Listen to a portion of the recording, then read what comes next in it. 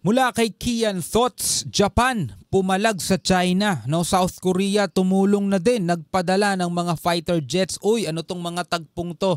Anyway, panoorin natin to mga kapatid mula kay Kian Thoughts. Bago natin to simulan, hinihikayat kita, huwag mong kalimutan mag-subscribe sa kanyang YouTube channel. Nakalagay po mga kapatid ang link sa ibaba. Yan sa may description box. At kung bago ka pa lamang naman dito sa ating YouTube channel, tayo po yung nagbibigay ng reaksyon, komentaryo, opinion, kritisismo sa lahat ng mga video na may kinalaman, no, sa West Philippine Sea, may kinalaman sa ating soberanya na patuloy na inaangkin at patuloy na kinakamkam mga tol ng makasariling bansa. So kapag may video tayong nakita sa internet na may kinalaman, no, sa China particular, binibigyan natin yan ng reaction video. At bilang isang Pilipino, dapat may pakialam din tayo mga kapatid, no?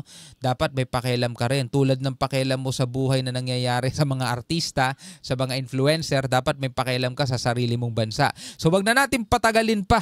Panoorin na natin to mga tol mula to kay Kian Thoughts. Breaking news mga idol, ang China. Pasikreto nga bang inihahanda ang kanilang nuclear weapon? Samantala, sinabi naman ng Japan na naghahanda na di umano ang China sa plano nitong pagsakop sa Taiwan. Actually, marami na nakakapansin eh. Si Roizen, welcome sa Kian Thoughts. Kung hilig mo ang mga ganitong videos, mag-like at mag-subscribe para lagi kang updated sa mga susunod na upload. Sinabi ng Japan na naghahanda na di umano ang China para sa plano nitong pag-atake at pagsakop sa Taiwan. Kung mayroon nga daw isang bansa sa Asia na may tuturing bilang isang bully, eto na nga ang China. Wala nang iba. Halos lahat kasi ng mga karatig na bansa ng China ay tila ba naging kaalitan na nito. Simple lamang ang strategy ng Beijing. Aangkinin ang mga teritoryong ibinabase lamang nila sa kanilang one-sided history at magpapakita ng military aggression para naman i-intimidate ang kanilang kaalitang bansa. Galing nung sinabi ni Kian Thoughts, no? Aangkinin ng China mga kapatid ang isang teritoryo na sinasabi nila o base sa kanilang one-sided history.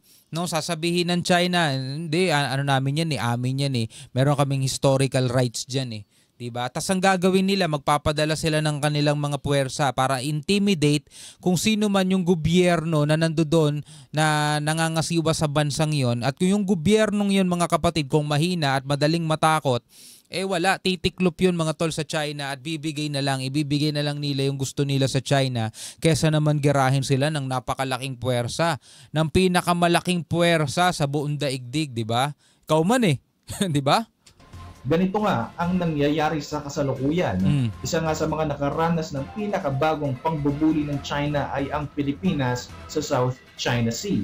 Isa sa mga rason kung bakit nagagawa ito ng China ay dahil sa isa itong economic and military giant sa buong mundo. Gamit ang kanilang mga barko at mga patrol boats, hinaharas nila ang ibang mga bansa upang gawin ang kanilang pag-angkin sa iba't ibang mga teritoryo. Ang Taiwan ay isa sa mga nakakaranas ngayon ng threat ng Chinese invasion. Maging ang mga Western Navy na dumadaan lamang sa rehiyon ay tinatakot din nila. Kamakailan nga lang wala ng freedom of navigation no? Lamang ay nilabag ng Chinese aircraft ang South Korea Defense Zone. Kaya naman agad na nagliparan ang mga fighter jets mula sa South Korea at Japan upang kumprontahin ito. Kita nyo yung ginagawa nila, diba? Kung naalala ninyo yung report na nagre-reklamo yung China mga tol kasi may nagpalipad daw sa Pilipinas ng eroplano at pumasok daw sa kanilang airspace dito sa Scarborough Shoal. Biruin mo yung mga tol sa may Scarborough Shoal na pasok sa exclusive economic zone ng Pilipinas samantalang sila mga tol. Diba?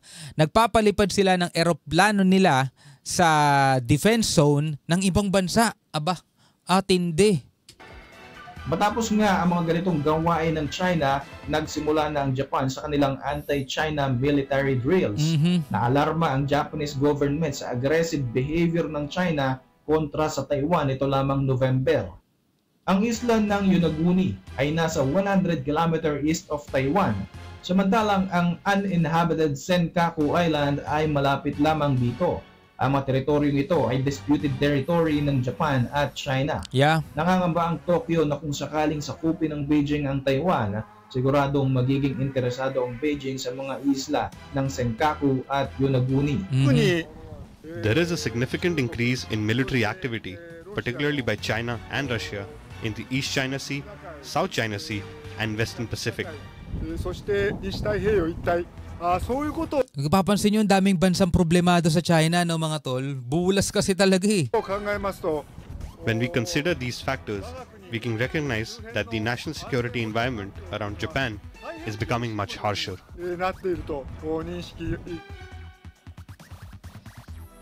Napakalaking bulas kasi talaga eh. Oh. Biruin mo na kung gaano kalaki ang China mga tol. Oh. Eto, kapos pa nga yan eh. Meron pa rito eh. Ano, napakalaki ng bansa nila mga tol. Oh. O kadikit lang pala nila itong North Korea, tapos ito South Korea, tapos Japan. Japan, eto hanggang dito yan. Dito banda ata yung Tokyo eh. O Okinawa. No? Dito banda. Tapos dito, ayan o, Japan yan. Malaki rin yung Japan mga tol eh. Parang mas malaki pa nga ata to sa Pilipinas eh. Tapos ito Taiwan, maliit lang na isla. Ayan, gustong-gustong masakop ng ano yan, ng China yan. Pag nasakop nila to, dito lang yung Senkaku, andito lang naman yung isang isla.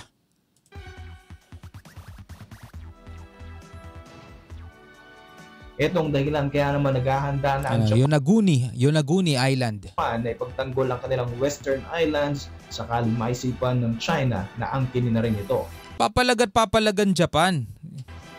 Sa nakalipas na 3 linggo, nagsasagawa ng large-scale military drills ang Japan sa mga Western Islands nito na tinawag nilang military exercises para itaboy ang mga magtatangkang angkinin ang kanilang teritoryo at ang kanilang main focus ay ang Chinese military giant. Sila talaga, doon talaga nakafocus mga tol sa China. Ang laki kasi talaga ng threat ng China sa kapayapaan ng mundo eh. Nagsasagawa ng mga assault training ang mga Japanese troops at nagdadagdag na rin sila ng mga strategic military vehicle na makakatulong sa kanila sa hinaharap. Maging ang mga sundalo ay naghahanda na rin ng mga strategic position sakaling magaganap nga ang kanilang pinangangambahang Chinese invasion. Bukod dito, mayroon ding air support na nakaabang sakaling kakailanganin ng backup ng kanilang ground troops. Hindi lamang mga militar ang naghahanda sa posibilidad ng digmaan, maging ang mga sibilyan ay nakikipag-ugnayan din sa army upang makatulong kung kinakailangan. Ito mga Hapon, mga tol, mga loko-loko rin yung mga yan. Diba? Mga loko-loko rin yung mga yan.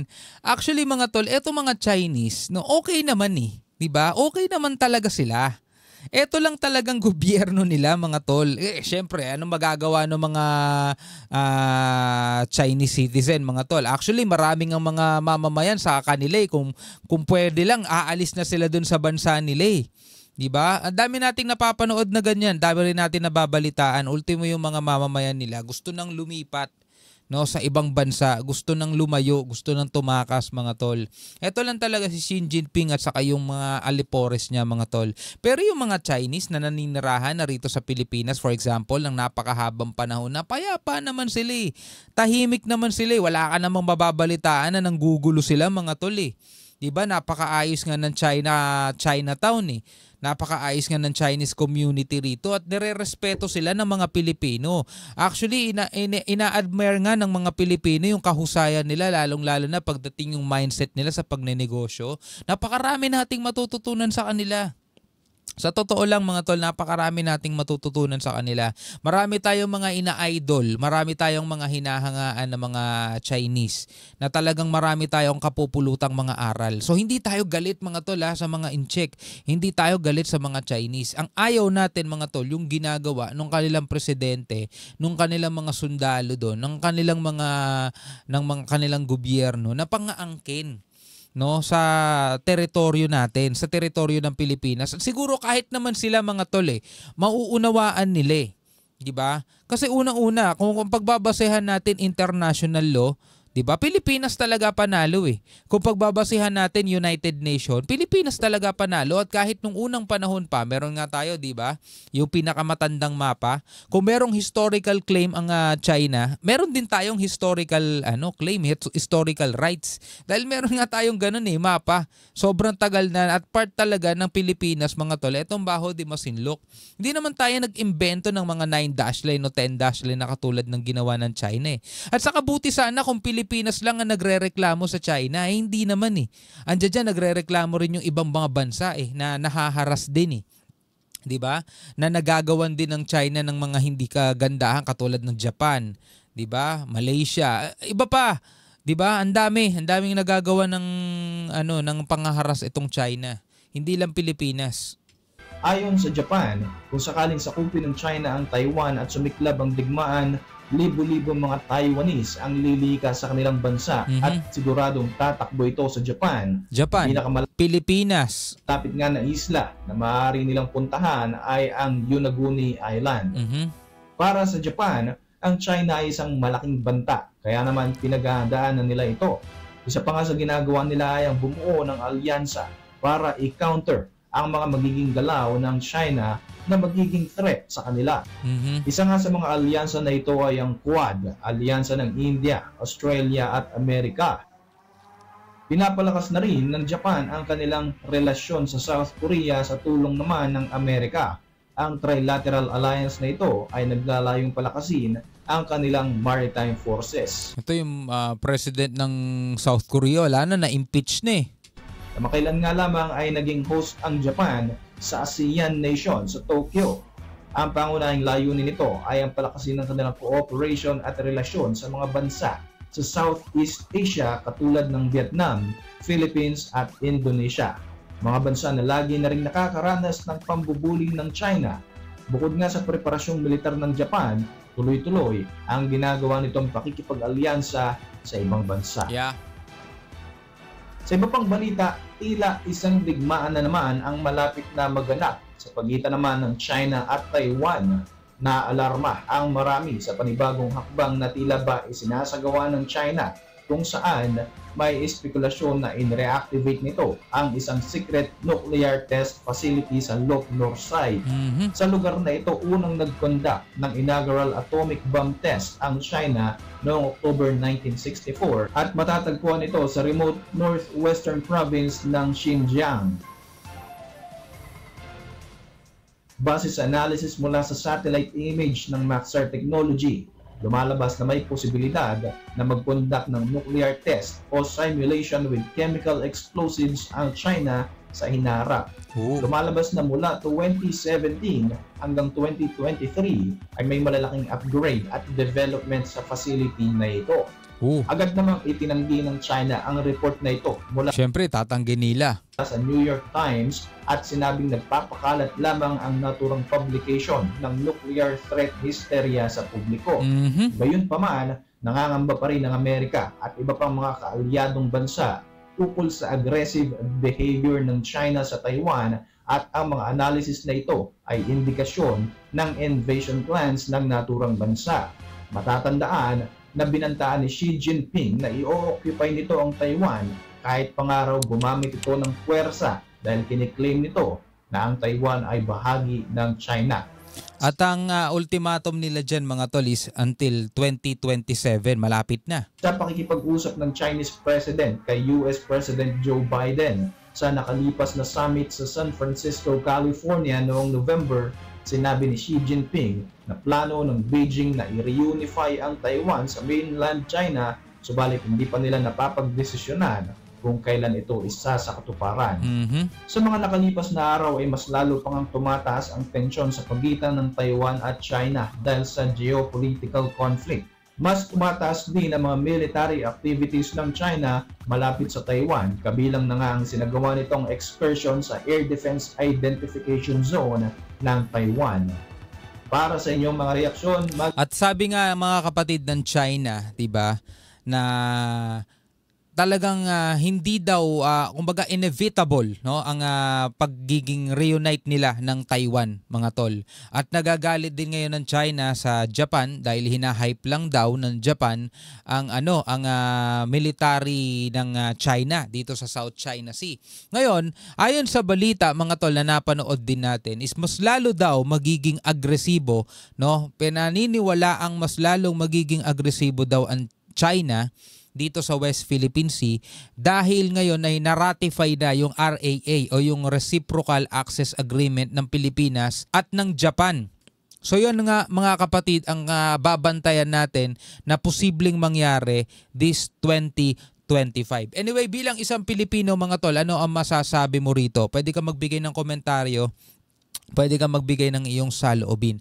Hanggang sa muli, ako nga pala si Shobal D. Peace out.